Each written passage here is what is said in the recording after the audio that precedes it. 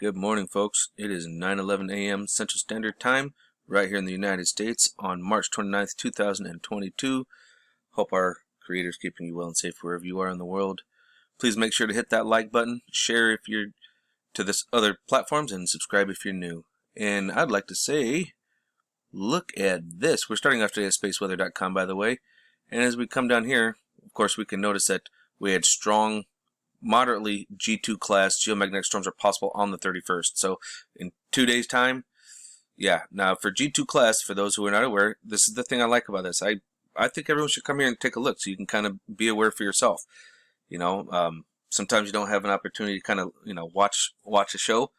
You can have this saved on a tab on your phone, right? Whether you use Google or Safari or DuckDuckGo, whatever. And you can just tap on G2 and it actually tells you what a G2 class storm is. See, G2 geomagnetic storm impacts. High latitude power systems may experience voltage alarms. Long duration storms may cause transformer damage, which means like our transformers outside, okay? It may. All right, spacecraft operations. Corrective actions to orientation may be required by ground control. Possible changes in drag effect, orbit predictions. Other systems, high-frequency radio propagation can fade at higher latitudes, and aurora has been seen as low as New York and Idaho typically. So that means that if you're an aurora watcher and you happen to be up in that area, hey, get your fun buns outside if it's a clear night and see if you can spot something. I mean, how cool would that be, right? I mean, I'd love to see an aurora all the way down here in Oklahoma. That'd be great. So, during such storms, naked eye auroras can descend into the United States as far south as, New York, Idaho geomagnetic latitudes. In fact, storms might be stronger than predicted. The source of the CME active sunspot 2975 has just sent one or two more CMEs right behind it. Details below. Well, I actually saw three, folks. I'm not even going to lie. I saw three. In fact, we'll show you that here in a little bit. Sunspot 20 has been busy since yesterday. It has exploded more than 17 times. Okay, does anybody know about Q? QAnon. Q is the letter 7. That's kind of funny how it's 17, right? And then 11, C class. Which means 6 M classes. Okay, we got 6 over here. So 11 C class. 11. That's that right there. That's Janus. That's kind of like it's just kind of a quinky dink, if you will. The eruptions have hurled at least 2, possibly 3 CMEs towards Earth. So let's actually see if we can watch that here. Nope, not that one. Although it does show you the sunspot group, which is kind of neat. I think we can watch it here. Yep, okay, there's one. There's a second, and there's a third right behind it. You see it?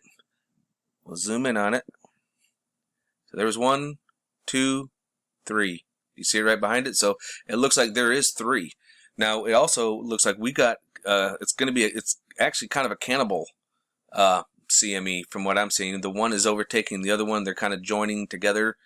And I'll show you that here in a little bit. The first CME, which is at 12:54 UTC time, has already been modeled by NASA and NOAA. It is expected to hit the Earth's magnetic field on March 31st. The second CME, at 21:30, and the potential third CME at 22:30, which it is, that was literally 1 hour difference. It's only an hour apart, okay? Are following close behind. They will likely arrive on April 1st. Their combined impact could spark G2 to G3 class geomagnetic storms. So if you want to know what a G3 is, you can go like this. Boop, you just tap on it. G3, power systems. Voltage corrections may be required. False alarms triggered on some protection devices. Spacecraft or surface charging may occur on satellite components. Drag may increase on low Earth orbit satellites. So look out, Starlink. You might be falling out of the sky again. Starlink, Skynet, same thing. Skynet, wasn't that from Terminator? And corrections may be needed for orientation problems. Intermittent satellite navigation, which means GPS, and low-frequency radio navigation problems may occur. HF radio may be intermittent, and aurora has been seen as low as Illinois and Oregon. Ooh, we're getting into some good stuff now, huh? So that's pretty much all that we've got to go on from here. There's really nothing else to go on and talk about. Yeah, you can play the movie again here, which is what this was. You can play it here and you can watch. As far as asteroids go, or meteors, near Earth objects, or NEO, The only thing we have for today are two small ones. You got 5 meters and 9 meters. They're traveling pretty slow, so even if they were a direct impact, they're so small they're going to end up burning up, and they're not traveling fast, so they're going to get burnt up. But they're 3.9 times the distance between us and the Earth, or us and the Moon, and then 4.9 between us and the Moon. So they're pretty far out. So let's take a look at these 17 explosions, shall we? So here we are over here at spaceweatherlive.com, and we can see right here from the 28th, it actually came in with a bang, didn't it? Literally came in with a bang.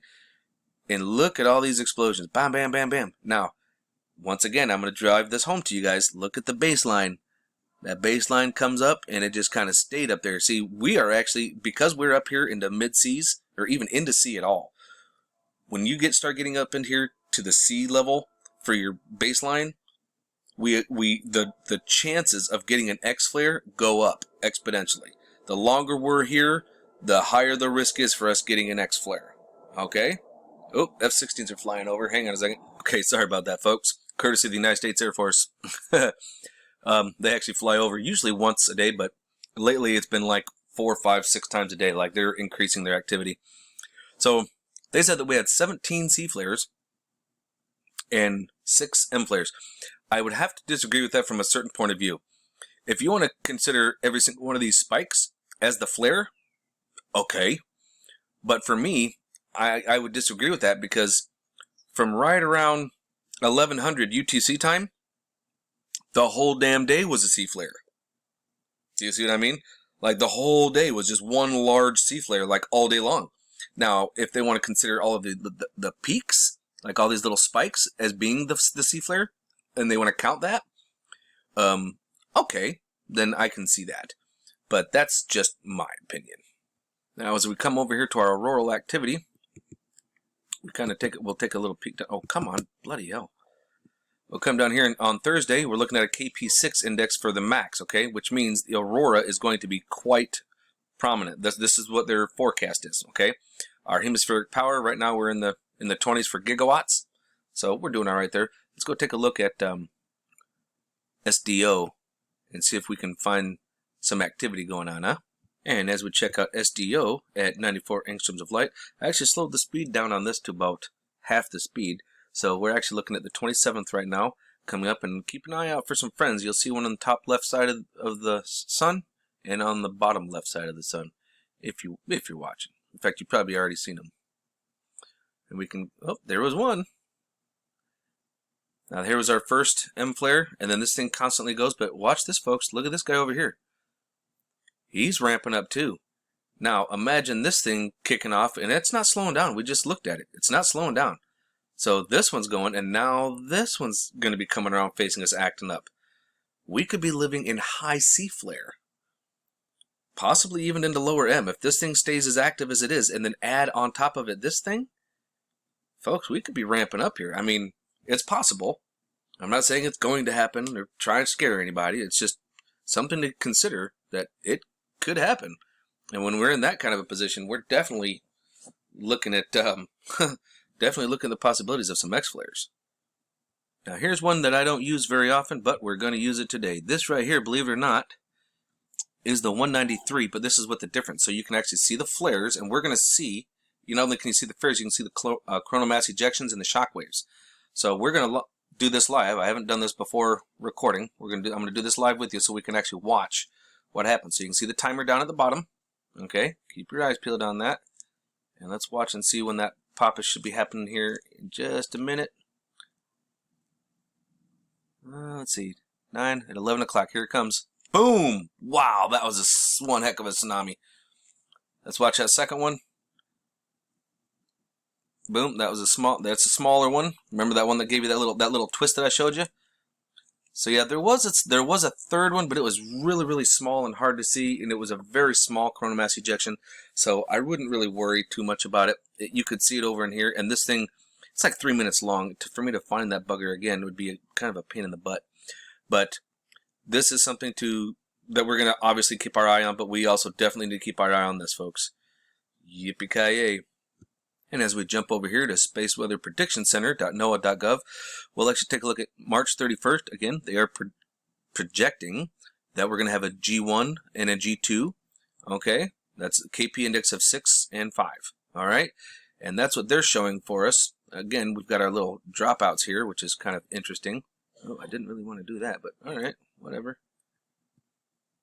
Let's take ourselves down. Wanted to show you guys a couple other things. We're going to look right here, and this is our spike right here. This is when we're going to be getting hit with it. Okay, 31st at 3 a.m. UTC time. Okay, at 3 a.m. UTC time is when it's going to be arriving. So if you happen to live in England, 3 a.m., this is when it's going to be arriving, and they're projecting it to be about 50 centimeters cubed. Okay, so that's, yeah, yippee-ki-yay on that, right? Now let's see if we can get this to move back just a little bit. So the actual initial arriving of it will be at 1 a.m. So, and then it spikes up to the maximum at 3 a.m. And you can see that's quite a... Now you see the two different behind it? If you guys can, I don't know if this will actually let me zoom in. Yep, it will. We'll zoom in on it. You see the two different firings, and look at the one. It's a cannibal. It takes the other one over. And they merge as one big one. And this is a direct hit, folks. Kerboom. So, yeah, complete, total, dead center. No getting away from it. No getting out of it. Tinfoil hats on, folks. In this right here, we're looking at our current X-ray flux decibel amount that we are currently taking right now. And this started off well at about 4 o'clock in the morning, UTC time. And takes us over to where we are currently.